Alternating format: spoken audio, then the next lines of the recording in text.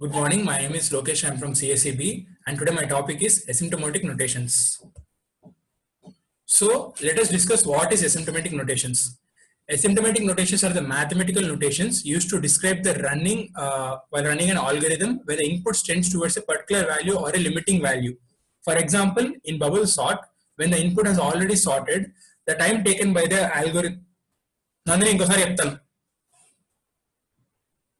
Okay.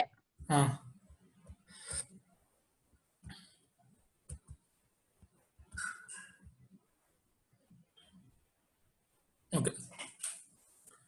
Good morning. My name is Lokesh. I am from CSEB. Today my topic is asymptotic notations. So let us discuss what అరే asymptomatic ఏంట్రా asymptotic రా అయ్యో thanks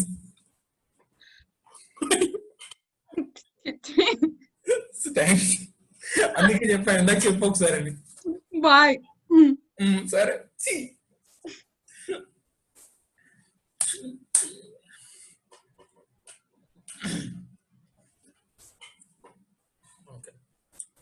Good morning. My name is Lokesh. I am from CSEB. Today my topic is asymptotic notation.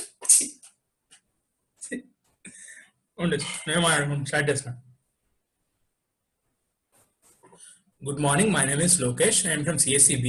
Today my topic is asymptotic notations. So first let us discuss what are asymptotic notations. Asymptotic notations are the mathematical notations used to describe the running time of an algorithm when the input tends towards a particular value or a limiting value, which means these notations are used to describe the running time of an algorithm when the input tends towards a particular value or a limiting value, specific value. For example, in the bubble sort, when the input array is already sorted, the time taken by the algorithm is linear, which is a best case. But when the input array is in reverse condition, the algorithm takes the maximum time to sort the elements, and this is the worst case, which means in the bubble sort is the best case, which is a linear, and in the reverse condition the algorithm takes the maximum time, which means this is the worst case. This is the best case and this is the worst case. When the input array is neither sorted nor in the reverse order, then it takes the average times. These durations are denoted by asymptotic notations, which means when it's sorted it is the best case. When it is a reverse order, it is the worst case. When it is when it's neither sorted nor in the reverse order, it is an average time, which means it's average case. These are mainly three asymptotic notations. They are theta notations, omega notation, and the big omega notations. These are the three basic asymptotic notations. Before we discuss about the asymptotic notations, now let us discuss what is asymptotic behavior. So basically the word asymptotic means approaching a value or a curve closely, which means as a some sort of limit is taken. Like how we in the mathematics we discuss about the limits is same as the limits in the mathematics. The only difference being here we do not have to find the value of any expression where n is approaching any finite number or infinity.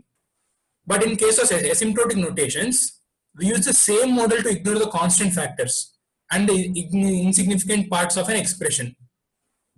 To devise a better way of representing complexities of an algorithm, a single coefficient, so that comparison between algorithm can be done easily. So which means the word asymptotic means approaching the value or a curve, like the limits in mathematics. So let us discuss an example about the asymptotic behavior. For example, if you have two algorithms with the following expressions representing the time required by them for execution. Expression 1, 20n square plus 3n minus 4 is in expression 1, and the second expression is n cube plus 100n minus 2 is the second expression. Now, as we discussed about the asymptotic notations, we should just worry about how the function will grow as the value of n input, n, which means the input value will grow. And that will entirely depend on n square for the expression 1 and n cube on the expression 2. Hence, we can clearly say that the algorithm for which running time is represented by expression 2 will grow faster than the other one, simply by analyzing the highest power coefficient and ignoring the other constants, 20 in expression 1 and 20 n square in the expression 20 in 20 n square, and the insignificant parts of the expression, which means the main thing is the highest power of the coefficient should be analyzed for determining the asymptotic behavior of the given expression. Here the two expressions are 20n square plus 3n minus 4 and n cube plus 100n minus 2, which means the value will entirely depend on n square in the first expression and n cube in the second expression. This is all about asymptotic behavior and asymptotic notations. Now let us discuss about the types of asymptotic notations. So there are basically three types of asymptotic notations. We use these three types of asymptotic notation to represent the growth of any algorithm as the input increases. The three types are, the first one is big theta, the second one is big O, and the third one is big omega.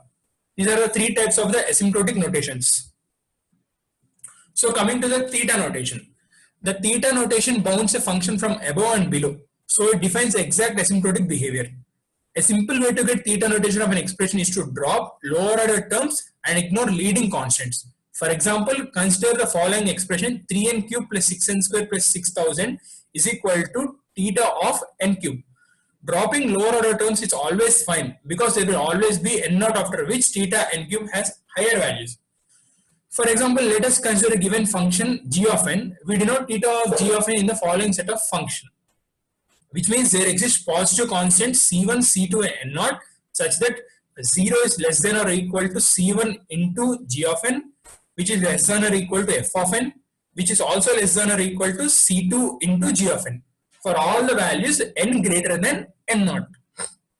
The above definition means if f of n is theta of g of n, then the value f of n is always between c1 into g of n and c2 into g of n. For larger values of n, n is always greater than n naught. The definition of theta always requires that f of n must be non-negative for values of n greater than n naught. This is the graph which represents the theta notation consisting of c2 of g of n and f of n and c1 onto g of n. These are the three curves representing the three curves. Now let us discuss about big O notation. The big O notation defines an upper bound of algorithm. It bounds a function only from the above.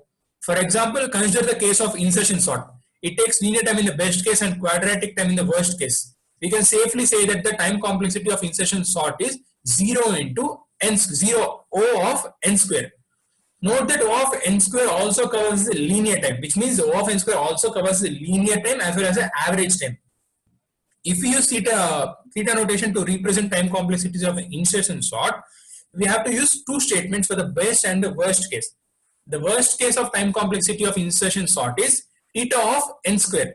The best case of time complexity of insertion sort is theta of n, which means this is the worst case and this is the best case. The worst case consists of theta of n square and the best case consists of theta of n. The big O notation, when we have only upper bound of the time complexity of an algorithm, many times we find easier an upper bound, we simply look at the algorithm, which means the upper bound can be identified easily just by looking at the algorithm. O of g of n is equal to f of n when there exists positive constants such as c and n naught such that 0 is less than or equal to f of n, which is also less than or equal to c into g of n for all values where n is greater than n naught. This is about big O notation. Now let us look at the graph of the big O notation representation. The big O notation equation is f of n is equal to O of g of n, which consists c of g of n and f of n. And the height is n naught, which means here the dotted lines represents the n naught. The height at which the curve c of g of n is present at the point. Both points are present at that particular point. And now let us discuss about third type, which means the omega notation. Just as big O notation provides an asymptotic upper bound on a function, omega notation also provides an asymptotic lower bound, which means the big O notation provides the upper bound of the function and the omega notation provides the lower bound of the asymptotic lower bound of the function. The omega notation can be useful when we lower bound on a time complexity of an algorithm, which means the omega notation is used when we have a lower bound on the time complexity of an algorithm. As discussed in the previous post, the best case performance of an algorithm is generally not useful, which means the omega notation is at least is the least used notation among the all three, which means the big O, big theta and big omega. The leastly used omega notation is the notation is called the omega notation. This is the graph for the omega notation, which means f of n, which represents f of n is equal to omega of g of n. There are two curves present. The first one, the upper curve is f of n and the lower curve is c of g of n. We can clearly find the difference. Here c of g of n is present at the upper bound above the f of n, whereas here the c of g of n is present in the lower bound below the f of n. For a given function g of n, we denote by omega of g of n is equal to set of function. Omega of g of n is equal to f of n. There exists positive constants in c and n naught such that 0 is less than c into g of n, less than or equal to f of n. For all n is greater than or equal to n naught. Let us consider the same insertion sort example here. The time complexity of insertion sort can be written as omega of n, but it is not very useful information about insertion sort, as we are generally inserted in the worst case and sometimes in the average case. So we can sum up this topic by saying that the omega notation is the leastly used notation, asymptotic notations among all the three notations. Now we have discussed about the three asymptotic notations: the big omega, big theta, and big O notation, big omega, three notations. Now let us discuss about the asymptotic notations. Properties of asymptotic notations. So there are basically 5 properties of asymptotic notations. The first one is general properties. The second one is reflexive property. The third one is transitive property. The fourth one is symmetric properties. And the fifth one is transposymmetric properties. Let us discuss each of them with their respective equations. General properties. If f of n is O of g of n, then A into f of n is also O of g of n, where A is constant. For example, f of n is equal to 2n square plus 5 is 0 of n square. Then 7 into f of n is equal to 7 of 2n square plus 5, which is equal to 14n square plus 35. Similarly, this property satisfies for both theta and omega. Big theta, big O, and big omega satisfy for both of them, which means the big theta and big omega notation satisfy this property. We can say that if f of n is theta of g of n, then A star f of n is equal to theta of g of n, where A is constant. And similarly, the second equation where A is again constant. These are the general properties of the asymptotic notations. Now coming to the reflexive properties of the asymptotic notations. If f of n is given, then f of n is O of f of n. Example, f of n is equal to n square, which means O of f of n, which means O of n square. Similarly, this property satisfies for both theta and omega notation. So we can say that if f of n is given, then f of n is O of f of n. If f of n is given, then f of n is theta of f of n. This is about the reflexive properties of the asymptotic notations. Now let us discuss about the transitive properties of the asymptotic notations. Coming to the transitive properties, if f of n is O of g of n and g of n is O of h of n, then f of n is equal to O of h of n. This is called the transitive property. Example, if f of n is equal to n, g of n is equal to n square, and h of n is equal to n cube, which means n is O of n square and n square is O of n cube. Then n is O of n cube, which means this is a transitive property between the f of n, g of n, and h of n. From the above property, we can say that f of n is theta of g of n and g of n is theta of h of n and f of n is theta of h of n. Similarly, f of n is omega of g of n and g of n is omega of h of n and f of n is omega of h of n, which means the transitive property is present between the g of n or theta of g of n, g of n, and omega of h of n. Now let us discuss about the symmetric properties. If f of n is theta of g of n, then g of n is theta of f of n. For example, f of n is equal to n square and g of n is equal to n square. Then f of n is equal to theta of n square and g of n is equal to theta of n square.